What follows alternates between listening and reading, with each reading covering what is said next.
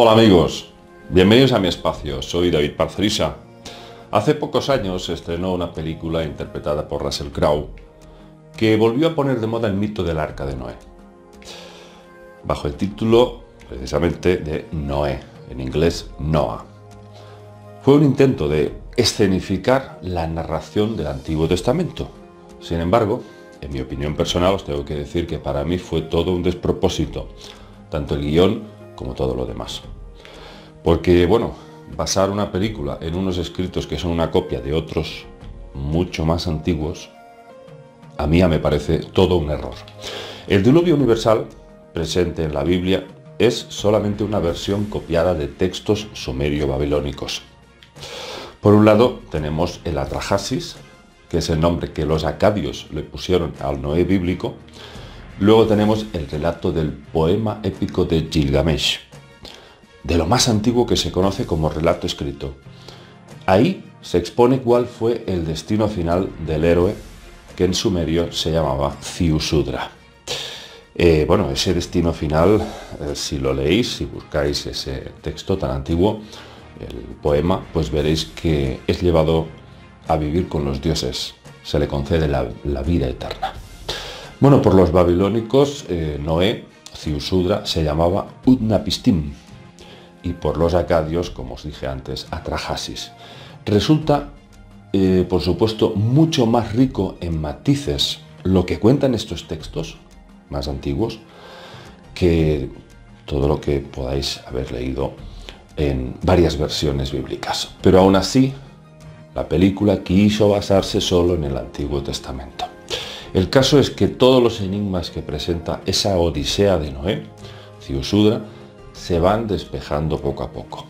Sobre todo a medida que la ciencia avanza, vamos perfilando un nuevo sentido a la interpretación de lo que verdaderamente sucedió cuando se nos citaba a un arca sumergible, un arca que debía preservar la vida de unos pocos humanos.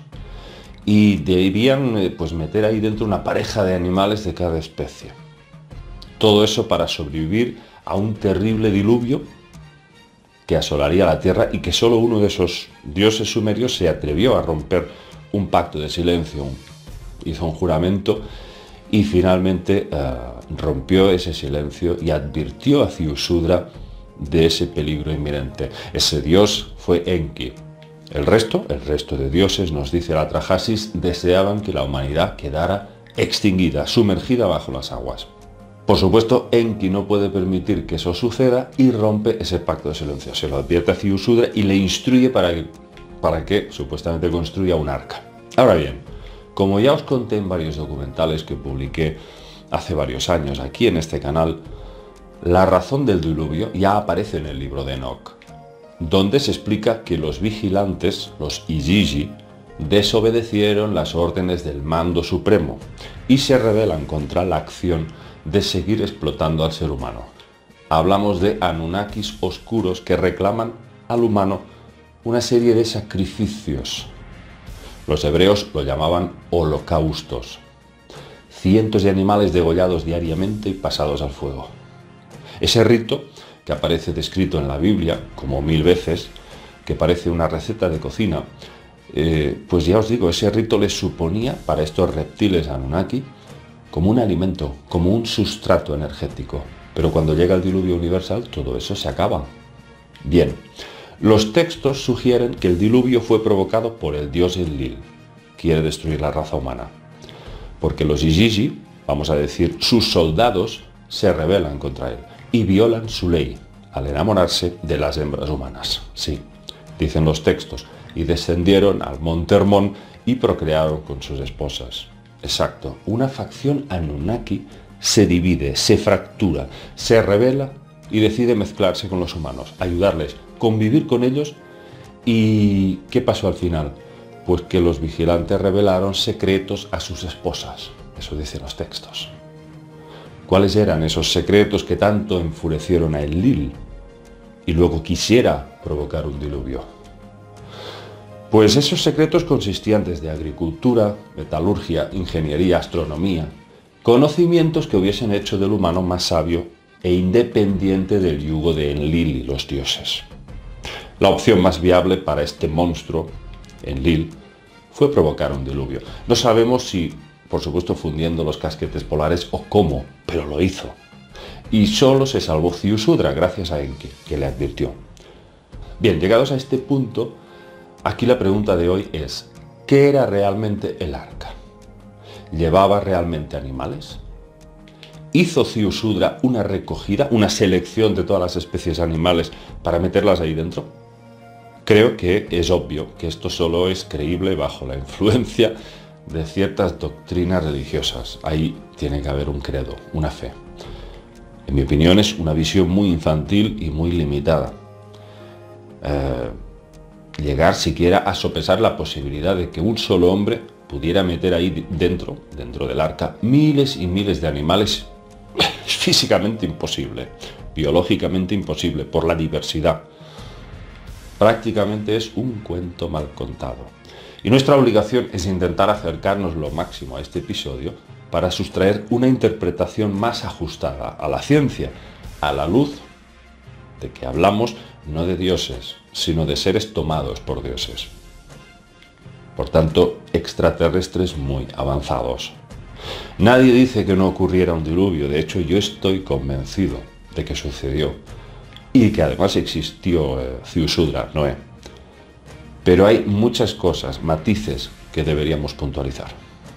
El geólogo australiano Ian Plimer asegura que un diluvio de las características que aparecen en los textos suprimiría toda la geología, la biología, el aire sería irrespirable y añade Plimer: si un diluvio tan terrible llegó a cubrir el monte Ararat, esto se traduce en 4.400 millones de kilómetros cúbicos. Una cifra que habría desviado la Tierra de su órbita. Y es aquí donde yo también veo que hay muchos cabos sueltos. Como para decir, sí, Noé construyó un arca de madera y se salvó ante un cataclismo de esa magnitud. Eso es muy improbable y solamente veo una serie de posibles escenarios. Primero, Noé no construyó el arca. Él no pudo hacerlo ni de madera ni de ningún material, sino que Enki lo invitó a subir a una máquina ya destinada para ese fin.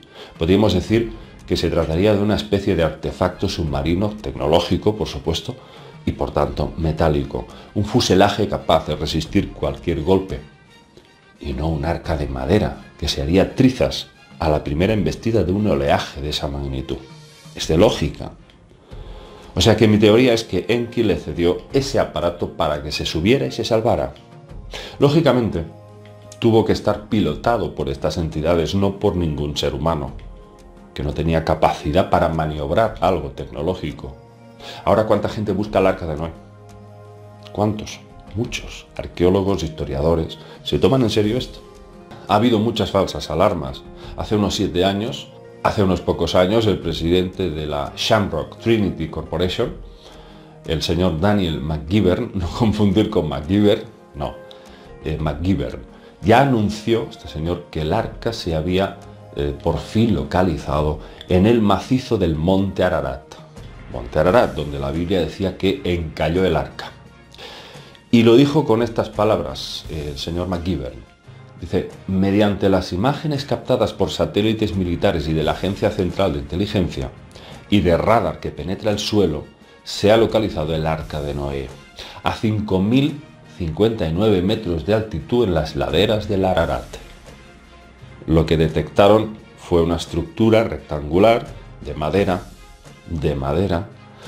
de unos 7,5 metros de ancho y 37,5 metros de longitud, a 7 metros de profundidad dentro de un glaciar de más de 90 metros de espesor. El macizo del Ararat, donde decían que encontraron el arca, es la montaña más alta de Turquía. Pero es que los chinos también proclaman estar seguros al 99,9% de haber localizado el arca. Hasta los chinos. Aquí todo el mundo proclama este descubrimiento. Pero nunca se ha podido verificar al 100% que estas embarcaciones, una sola de ellas, fuese realmente el arca de Noé. Sencillamente porque no podía ser de madera, ni construida por la mano del hombre. Ojo, puedo estar equivocado, amigos. Para mí es inviable. El conservador del Museo Británico, Sing Irving, ya dijo que esa historia era para reconfortar a la gente. Fue escrito como un suceso que ocurrió, pero con algunos matices deformados, para ajustarla dentro de un mito. No se podía escribir en esa época que se trataba de un aparato tecnológico. Lo único parecido a eso era una embarcación. Esas gentes no podían entender otra cosa. Por eso, por ejemplo, cuando las tropas romanas existen crónicas que dejaron escrito que se topaban con objetos voladores, naves. Ellos decían escudos ardientes en el cielo, el clipeus ardiente, porque eran objetos discoidales que les recordaban a sus escudos de las tropas. El hombre busca siempre símiles para explicar lo que ve. Y este creo que fue el caso del arca. Fijaos, yo no creo que ahí dentro se metieran animales. Por parejas, decía el texto. Por parejas, miles de animales ahí dentro. Para mí, lo más plausible es que ese aparato sumergible contenía la semilla, el ADN de miles de especies animales. Es decir, un banco de genes. Eso es otra cosa. Fijaos que actualmente ya existen proyectos en marcha en esa línea. Un consorcio internacional de científicos ya lanzó hace años un proyecto para preservar y secuenciar el ADN de 10.000 especies de vertebrados. Una por cada género de mamíferos, reptiles, aves, anfibios, peces que habitan nuestro planeta. ¿Sabéis cuánto se gastaron en esto? 34 millones de euros. Se llama el proyecto Genoma 10K. Y no es el único. Los rusos también. En la Universidad Estatal de Moscú crearon un banco llamado el Arca de Noé Moderna. Su coste, 194 millones de dólares. Ojo, esto es mucho dinero. Ahí tienen ADN de plantas, animales, de todo.